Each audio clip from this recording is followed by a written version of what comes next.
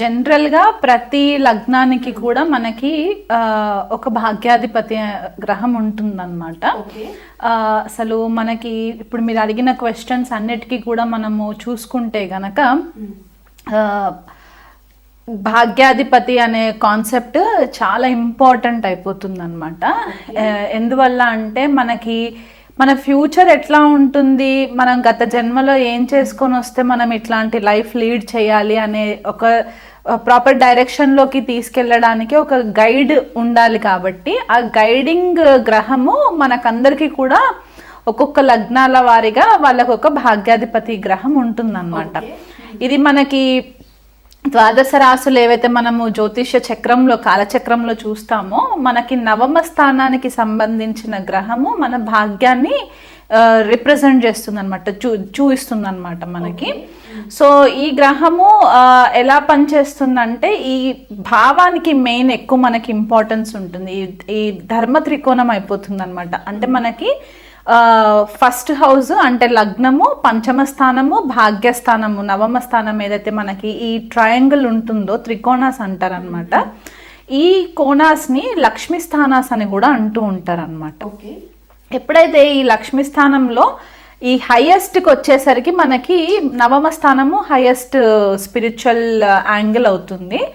ఈ నవమ స్థానము మనకు యాక్చువల్గా ఏం రిప్రజెంట్ చేస్తుందంటే మనము గత జన్మలో నుంచి క్యారీ ఫార్వర్డ్ అయిన పుణ్యకర్మలు ఏవైతే ఉంటాయో, అంటే పాపకర్మలు కాకుండా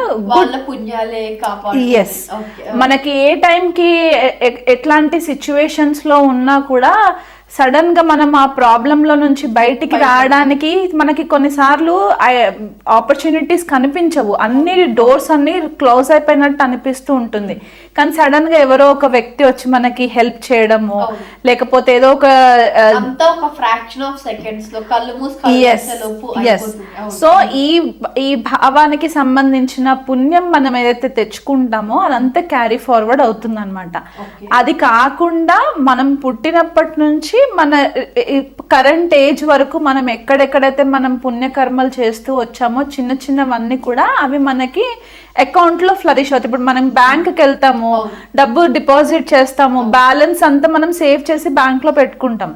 ఈ భాగ్యాధిపతి ఆర్ భాగ్యస్థానానికి సంబంధించిన ఫ్యాక్టర్ కూడా ఇంచుమించు అట్లాగే ఉంటుంది అనమాట. కర్మాస్ మనము ఎంత గుడ్ కర్మాస్ చేస్తే, ఎన్ని మంచి పనులు చేస్తే అది ఒక్కొక్క రోజు ఒక్కొక్క పర్సంటేజ్ లాగా మనకి నవమ స్థానంకి వచ్చేసరికి ఆ బ్యాంక్ బ్యాలెన్స్ అక్యుములేట్ అవుతుంది అనమాట.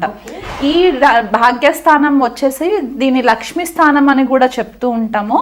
ధర్మ త్రికోణం కూడా అవుతుంది. అంటే మనం ఎలాంటి ధర్మాన్ని ఫాలో అవుతున్నాం అంటే మనము ఇక్కడ మతం గురించి మాట్లాడట్లేదు, ధర్మాన్ని. అంటే మనం హిందూ అయి ఉండొచ్చు, క్రిస్టియన్ అయి ఉండొచ్చు, అసలు ఏ రిలీజన్ కూడా ఫాలో అవ్వకుండా కూడా ఉండొచ్చు. కానీ కొంతమంది వాళ్ళు అంటే నాస్తికులు ఉంటారు, వాళ్ళు రిలీజన్ ని ఫాలో అవ్వరు, కానీ వాళ్ళ మనసుకి చాలా మంచి వాళ్ళు అయి ఉంటారు. అంటే వాళ్ళు ఏదైతే ఫిలాసఫీని బిలీవ్ చేస్తారో దాన్ని మట్టుకు వాళ్ళు దాన్ని స్పాయిల్ అవ్వకుండా, పాడు చేయకుండా ఆ బిలీఫ్ ని వాళ్ళు ఫాలో అవుతారు అనమాట. ఆ ఏదైతే బిలీఫ్ ఉంటుందో అదంతా కూడా ఇక్కడ ఈ ధర్మ త్రికోణానికి సంబంధించే ఉంటుంది. అది కాకుండా మనకి టెంపుల్స్, చర్చెస్ అవ్వచ్చు, మాస్క్స్ అవ్వచ్చు, అంటే ఇతర మతాల గురించి కూడా చెప్తున్నాను నేను ఇక్కడ. అండ్ మన టెంపుల్స్ ఇవన్నీ కూడా మనకి నవమ స్థానానికి సంబంధించిందే అవుతుంది. అది కాకుండా మనకి ఫాదర్ ఫిగర్, అంటే మన తండ్రితోటి మనకి ఎలాంటి రిలేషన్ ఉంది, తండ్రి మనకి ఏం నేర్పించారు, పుట్టినప్పటి నుంచి మనకి తప్పటడుగులు వేస్తున్నప్పుడు మనల్ని ఒక ప్రాపర్ డైరెక్షన్ లో పెడుతూ ఉంటారు కదా ఫాదర్. సో తండ్రి యొక్క ఇంపార్టెన్స్ ఏంటి, గురువుల యొక్క ఇంపార్టెన్స్ ఏంటి, మనం స్కూల్ స్టార్టింగ్ కిండర్ గార్టెన్ నుంచి స్టార్ట్ అయ్యి మనము పిహెచ్డి లెవెల్ వరకు వెళ్ళేటప్పుడు మనకు చాలా మంది మెంటర్స్ తారసపడుతూ ఉంటారు, టీచర్స్ గైడ్ చేస్తూ ఉంటారు కదా. వీళ్ళు ఎలాంటి వాళ్ళు మన లైఫ్లోకి వస్తారు, వాళ్ళు మనల్ని ఎంతవరకు గైడ్ చేస్తారు, వాళ్ళ వల్ల మనం ఎంత పొజిషన్లోకి వస్తాము అనేది మనకి నవమ స్థానము భాగ్యస్థానము రిప్రజెంట్ చేస్తుంది. అంటే కొంతమందికి ఏమవుతుందంటే గురువులు కరెక్ట్గా దొరకరు. సో అంటే గత జన్మలో వీళ్ళు ప్రాపర్ గా గురువుకి రెస్పెక్ట్ ఇవ్వకపోతే ఇక్కడ కొద్దిగా ప్రాబ్లం అవుతుంది, డిస్టర్బెన్స్ అవుతుంది. సో ఆ రకంగా చూసుకోవాలి. అంటే భాగ్యస్థానము, భాగ్యాధిపతి, ఈ భావంకి ఏంటంటే డిఎన్ఏ అంటారనమాట. మనం ఒక ప్రాణిక్ లైఫ్ ఫోర్స్ లో మనం ఏదైతే ఉంటామో ఆ డిఎన్ఏ మొత్తం కూడా మనకి ఇక్కడ నుంచి కనెక్ట్ అవుతుంది. మనం ఎలాంటి ఇంట్లో పుట్టాలి అంటే, కొంతమంది ఫర్ ఎగ్జాంపుల్ అంబానీ గారు ఉన్నారు, ఆయన పుట్టినప్పటి నుంచి సిల్వర్ గోల్డ్ స్పూన్ లో పుట్టినట్టు. ఎందుకంటే వాళ్ళ ఫాదర్ ధీరుభాయ్ అంబానీ గారు వెల్ ఎస్టాబ్లిష్డ్ ఫాదర్ కాబట్టి. సో అలాంటి వాళ్ళు మనం ఎందుకు అట్లా అవ్వట్లేదంటే, వాళ్ళ పూర్వీకులు ఎంతో పుణ్యం చేసుకొని వచ్చున్నారు కాబట్టి వాళ్ళు ఇప్పుడు ఎంజాయ్ చేస్తున్నారు అండ్ వాళ్ళు కూడా అదే కంటిన్యూషన్ చేస్తున్నారు. సో ఇక్కడ మనకి మన పూర్వీకులు ఏం చేశారు, మనం ఏం చేస్తున్నాము, దాన్ని క్యారీ ఫార్వర్డ్ అయ్యే కర్మ అంతా కూడా మనకి భాగ్యం చూపిస్తుంది అనమాట. పూర్వీకులు ఏం చేశారు, మనం ఏం చేసాం, మన పిల్లలకి ఎగ్జాక్ట్లీ అంతే అంతే. అంటే ఇప్పుడు భాగ్యస్థానంకి వచ్చేసరికి ఏంటంటే, పంచమం నుంచి పంచమం లెక్కెట్టుకుంటే నా 5th to 9th వచ్చేసరికి భవద్భవం కాన్సెప్ట్ అని ఉంటుంది.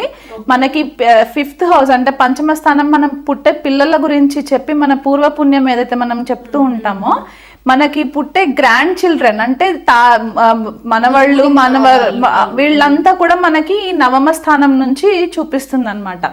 సో ఎప్పుడైనా సరే మన పూర్వీకులు ఏదైతే తప్పు చేసి ఉంటే కనుక ఇక్కడ మనకి దాని రిఫ్లెక్షన్ మనం కనిపిస్తుంది. మనం కొన్నిసార్లు అనుకుంటాం, నేను ఏ తప్పు చేయలేదు కానీ నేను ఎందుకు సఫర్ అవుతున్నాను అని చెప్పేసి. ఇక్కడ మనకి ఆ క్లూ దొరుకుతుంది అనమాట. వాళ్ళు ఏం చేస్తే మనం ఇక్కడ సఫర్ అవుతున్నాము అనేది మనకి ఇది కనిపిస్తూ ఉంటుంది. అలా కాకుండా ప్రతి లగ్నానికి ఒక్కొక్క గ్రహము స్పెసిఫిక్ గా ఉంటుంది కాబట్టి ఆ గ్రహం యొక్క బలాన్ని బట్టి మనకి షడ్బల కాన్సెప్ట్ ఉంటుంది. కంబస్ట్ అయిందంటే అస్తంగత్వం పొందిందా గ్రహము, లేకపోతే వక్రిగతిలో ఉన్నదా, లేకపోతే పాపగ్రహాల వీక్షణలో ఉందా, ఇవన్నీ కూడా మనకి ఈ భాగ్యస్థానము భాగ్యాధిపతి నుంచే మనకి ఇన్ఫర్మేషన్ వస్తుంది అనమాట. అంటే కొన్నిసార్లు మనం దోషాల గురించి కూడా చెప్తూ ఉంటాం, పితృదోషాలు, మాతృశాపాలు, స్త్రీ శాపాలు, ఇవన్నీ చెప్తూ ఉంటాం కదా. ఇక్కడ ఈ భావం గనక పాడైంది అని అనుకుంటే గనక మనకి దాని ఎఫెక్ట్ రిఫ్లెక్ట్ అవుతాయి. అండ్ కొన్నిసార్లు మనం చూస్తూ ఉంటాం, డబ్బులు బోల్డ్ అంత ఉంటాయి చాలా మంది దగ్గర, కానీ ఆ పని చేయాలనుకునే టైంకి ప్రాపర్ టైం రాదు. దాని వల్ల కూడా వీళ్ళకి బ్లాకేజెస్ వస్తుంటాయి. ఎక్కడ బ్లాకేజెస్ వస్తుంటాయో తెలీదు. కొంతమందికి ఏమవుతుందంటే, ఇంటర్వ్యూస్కి వెళ్తారు, జాబ్ వస్తుంది అని అనుకుంటారు, వీళ్ళకంటే తక్కువ స్థాయిలో ఉన్న వాళ్ళు ఇంటర్వ్యూలో సెలెక్ట్ అవుతారు, వీళ్ళు ఎంత కష్టపడి అవ్వదు. ఆ లాస్ట్ మినిట్కి వచ్చేసరికి ఆగిపోతుంది. ఎందువల్ల ఆగుతుందంటే ఇక్కడ రీజన్ ఆ బ్లాకేజెస్ అన్నమాట, ఆబ్స్టికల్స్ వల్ల బ్లాక్ అవుతుంటుంది. అది కాకుండా ఇంకొకటి ఏంటంటే, కొంతమంది ఫారెన్ ట్రావెల్ కి వెళ్ళాలనుకుంటూ ఉంటారు, బ్యాంక్ లో బోల్డ్ అంత డబ్బులు ఉంటాయి, కానీ వీళ్ళు అనుకున్న యూనివర్సిటీస్ కి వెళ్ళలేరు, బెస్ట్ యూనివర్సిటీస్ కి వెళ్ళలేరు, బెస్ట్ మార్క్స్ రాలేవు. ఇవన్నిటికి కారణం భాగ్యస్థానం పాడవడము లేదా భాగ్యాధిపతి పాడవడం. దీనివల్ల వీళ్ళకి బ్లాకేజెస్ వస్తాయి అన్నమాట. మీనరాశి వాళ్ళకి, మీనలగ్నం వాళ్ళకి కుజుడు భాగ్యాధిపతి అవుతారు, ఈయన ద్వితీయాధిపతి కూడా అవుతారు అనమాట. సో మీనరాశి వాళ్ళకి వీళ్ళ మైండ్ ఫోకస్ అంతా కూడా ఎక్కడ ఉంటుందంటే రియల్ ఎస్టేట్ లో డబ్బులు పెట్టేయాలి. ఎందుకంటే భూమి కారకుడు కుజుడు అవుతారు కాబట్టి వీళ్ళకి ఎక్కువ మట్టుకు ఫోకస్ అంతా కూడా నేను ఎక్కడన్నా ఇన్వెస్ట్మెంట్ అంటే వీళ్ళు మ్యూచువల్ ఫండ్స్ దానిపైన ఎక్కువ ఫోకస్ ఉండదు. నేను భూమిని నమ్ముకున్నాను, భూమి పైన నేను డబ్బులు పెడతాను, అది ల్యాండ్స్ పైన ఎక్కువ ఇన్వెస్ట్మెంట్స్ ఉంటాయి. అండ్ వీళ్ళకి కలిసి వస్తుంది కూడా. అండ్ వీళ్ళకి మొదట పుట్టిన సంతానం తర్వాత కూడా వీళ్ళకి మంచి యోగం కలిసి రావడానికి కూడా ఛాన్సెస్ ఎక్కువ కనిపిస్తూ ఉంటాయి. కుటుంబ వాతావరణంలో కుజుడు గనక ఒకవేళ ద్వితీయ కుటుంబ స్థానంలో ఉన్న, భాగ్యాధిపతి ద్వితీయ కుటుంబ స్థానంలో ఉన్నా కూడా కొద్దిగా వాక్కు కొద్దిగా హార్ష్గా ఉంటుంది, చాలా సూటిగా ఉండే ఛాన్సెస్ కనిపిస్తూ ఉంటాయి. దానివల్ల కొద్దిపాటిగా డిస్టర్బెన్సెస్ వస్తూ ఉంటాయి. కానీ ఫైనాన్షియల్ ట్రాన్సాక్షన్స్లో మాత్రం వీళ్ళు చాలా ముందు ఉంటారనమాట. అంటే ఆర్థికంగా సేవ్ చేసుకొని పెట్టుకోవాలి, రేపు ఎలాంటి సిచ్యువేషన్ వస్తుందో అనే ఒక ఆలోచన ఎక్కువ ఉంటుంది కాబట్టి ముందే సేవింగ్స్ ఎక్కువ చేసుకొని పెట్టుకోవడము అండ్ అది ఫ్యామిలీ కోసం ఖర్చు పెట్టడము ఇలాంటివి చేసే పరిస్థితి కనిపిస్తూ ఉంటుంది. కుజుడు ఎక్కువ మట్టుకు మనకి ప్యాషన్ అనేది మనకి కనిపిస్తూ ఉంటుంది, విల్ పవర్ ఎక్కువ ఉంటుంది. అంటే నేను ఏదైనా సాధించగలను అనే ఒక కాన్ఫిడెన్స్ లెవెల్స్ కూడా మనకి కుజుడు ఇస్తారు కాబట్టి ఆ ధైర్య సాహసాలు ఎలాంటి సిచ్యువేషన్ ఉన్నా కూడా వీళ్ళు ఆ సిచ్యువేషన్కి తగ్గట్టుగా వీళ్ళని మోల్డ్ చేసుకోవడానికి కూడా మంచి ఆపర్చునిటీస్ కనిపిస్తుంటుంది. కాకపోతే మీనరాశి వాళ్ళకి ఇక్కడ కుజుడు ఒకవేళ కర్కాటక రాశిలో ఉన్నారనుకోండి, అంటే భాగ్యాధిపతి అయ్యి మనకి పంచమంలో ఉంటే గనక ఇక్కడ కొద్దిపాటిగా భాగ్య నష్టం జరుగుతుంది. ఎందుకంటే భాగ్యాధిపతి కుజుడయ్యి పంచమంలో నీచలో ఉంటారనమాట కర్కాటక రాశిలో. సో అంతగా ఫేవరబుల్ రిజల్ట్స్ కనిపించవు. సో దానివల్ల కొద్దిగా వీళ్ళ బిహేవియరల్ ప్యాటర్న్స్లో కూడా కొన్ని చేంజెస్ రావడము, ఇమోషనల్ మ్యానిపులేషన్స్ చేయడము. కుజుడు నీచబడినప్పుడు ఏమైపోతారంటే, ఒకవేళ మగవాళ్ళకి కుజుడు నీచబడి ఉన్నారనుకోండి, అంటే భాగ్యాధిపతి మీన లగ్నంలో మగవాళ్ళు ఎవరైనా ఉండి ఆయన కొద్దిగా నీచలో ఉంటే కనుక వీళ్ళు కొద్దిగా ఇమోషనల్గా ఈ మ్యానిపులేషన్స్ చేయడము, దానివల్ల ఈ చికాకులు ఎక్కువ పెరగడము, రిలేషన్షిప్లో చికాకులు ఎక్కువ పెరగడము, ఈ రొమాంటిక్ అఫేర్స్లో ప్రాబ్లమ్స్ రావడం. ఎందుకంటే పంచమ స్థానం రొమాంటిక్ అఫేర్స్, పిల్లలతోటి కూడా సఖ్యత సరిగ్గా ఉండకపోవడము, ఫస్ట్ బార్న్ చైల్డ్ ఒకవేళ మగ సంతానం అయినా సరే వాళ్ళతో సరిగ్గా ఉండకపోవడం, వాళ్ళపైన డబ్బులు ఎక్కువ ఖర్చు పెట్టడము, ఇలాంటివి కొద్దిగా ఆ భాగ్య నష్టం అక్కడ కనిపిస్తూ ఉంటుందన్నమాట. అలా కాకుండా ఇదే కుజుడు గనక ఒకవేళ రవితో కలిసి ఉన్న, గురుడితో కలిసి ఉన్న లగ్నంలో, అంటే మీనరాశి అయ్యి లగ్నంలో కుజుడు గురుడు కలిసి ఉంటే అదొక యోగం కిందకి చెప్పొచ్చు. సో ఇక్కడ ధైర్య సాహసాలు ఎక్కువైపోతాయి, ఫారెన్ ట్రావెల్స్ చేయడానికి హెల్ప్ అవుతుంది, ఆధ్యాత్మికంగా ఎదగడానికి హెల్ప్ అవుతుంది, లేకపోతే ఒక టీచర్ లాగా కెరియర్ని ఎంచుకోవడానికి హెల్ప్ అవుతుంది. మిలిటరీ డిఫెన్స్, మనకి మిలిటరీ జర్నల్స్ ఉంటారు, పెద్ద పెద్ద జనరల్ పొజిషన్స్లో ఉంటారు, అలాంటి పొజిషన్స్లో వీళ్ళు ఉండి కమాండింగ్ చేసే రోల్స్లో ఉండడానికి. లేకపోతే ఇదే కుజుడు గురుడితో కలిసి ద్వితీయంలో ఉన్నారనుకోండి మేషరాశిలో, అక్కడ కూడా మంచి మిలిటరీలో, డిఫెన్స్లో, పోలీస్ కెరియర్స్లో ఉండే ఛాన్సెస్ కూడా ఉంటాయి. మీనరాశి మీన లగ్నం వాళ్ళకి రవితో కూడా కుజుడు కలిసి ఉన్నా కూడా పోలీస్ డిపార్ట్మెంట్లో వర్క్ చేయడము, ఆర్మీ, డిఫెన్స్, లేకపోతే డాక్టర్స్, మంచి మంచి సర్జన్స్కి కూడా మనకి కుజుడు కారకుడుగా చెప్తూ ఉంటాం అనమాట. అంటే నార్మల్ ఫిజిషియన్స్ కాకుండా ఆ నీడిల్స్, ఆ సిజర్స్ తోటి మనము ఆపరేషన్స్ చేసే సర్జన్స్ ఉంటారు కదా, సో వాళ్ళకి ఆ ధైర్యం ఉండాలి, ఆ మెంటల్ కెపాసిటీ ఉండాలి. కాబట్టి ఇక్కడ కుజుడు ఆ డామినెన్స్ ప్లే చేస్తారనమాట. సో ఈ లగ్నం వాళ్ళకి కుజుడు చాలా మంచి రిజల్ట్స్ ఇస్తూ ఉంటారు బేసికల్గా.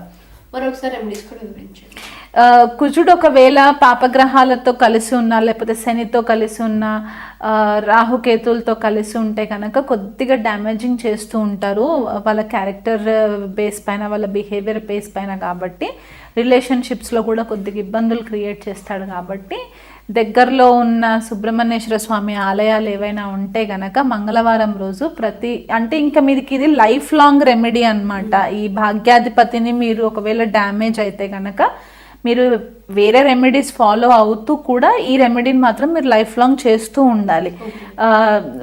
సుబ్రహ్మణ్యేశ్వర స్వామికి రెగ్యులర్గా మంగళవారం రోజు అభిషేకము, అర్చన చేయించుకోవడము, నాన్ వెజ్ మానేసి, ఆల్కహాల్ మానేసేసి ఉండడము, వీళ్ళనంత మట్టుకు మీ చిన్న వయసులో ఉన్న బ్రదర్స్ ఎవరైతే ఉంటారో వాళ్ళకి సహాయం చేయడము, అన్కండిషనల్ సపోర్ట్ ఇవ్వడము, అండ్ భూములు కొనేటప్పుడు కొద్దిగా కేర్ఫుల్గా ఉండడము. అండ్ ఇంకొకటి ఏంటంటే, ఒకవేళ సుబ్రహ్మణ్యేశ్వర స్వామి టెంపుల్స్ లేవు అనుకుంటే దగ్గరలో ఆంజనేయ స్వామి టెంపుల్ ఉన్నా సరే వీళ్ళు ఖచ్చితంగా ఆంజనేయ స్వామి టెంపుల్కి విజిట్ చేసి కూడా అక్కడ కూడా అభిషేకము, హోమాలు చేయించుకోవడము, వీలైనంత మట్టుకు ఆంజనేయ స్వామి బొట్టు ఉంటుంది కదా, అది ఆజ్ఞచక్ర దగ్గర పెట్టుకోవడము ప్రతినిత్యము. ఇంట్లో నుంచి బయటికి వెళ్ళేటప్పుడు ఓం శరవణ భవాయ నమః అని అనుకోవడము, ఇలాంటివి చేసుకున్నంత వరకు కూడా వీళ్ళకి మంచి పాజిటివ్ రిజల్ట్స్ వస్తాయి. ఆ కోపం కూడా కొద్దిగా తగ్గే ఛాన్సెస్ ఉంటాయి. ఎందుకంటే కుజుడు పాడైపోయినప్పుడు కోపం చాలా ఎక్కువ వచ్చేస్తుంది అనమాట, ఫాల్స్ కోపం వస్తుంది వీళ్ళకి. సో దానివల్ల కూడా ఇబ్బందులు వస్తూ ఉంటాయి, బ్లడ్లో కూడా ప్రాబ్లమ్స్ ఉంటాయి. కాబట్టి ఆ రకంగా కూడా వీళ్ళకి కొద్దిపాటిగా ఫేవరబుల్ రిజల్ట్స్ ఉంటాయి రెమెడీస్ చేసుకోవడం వల్ల.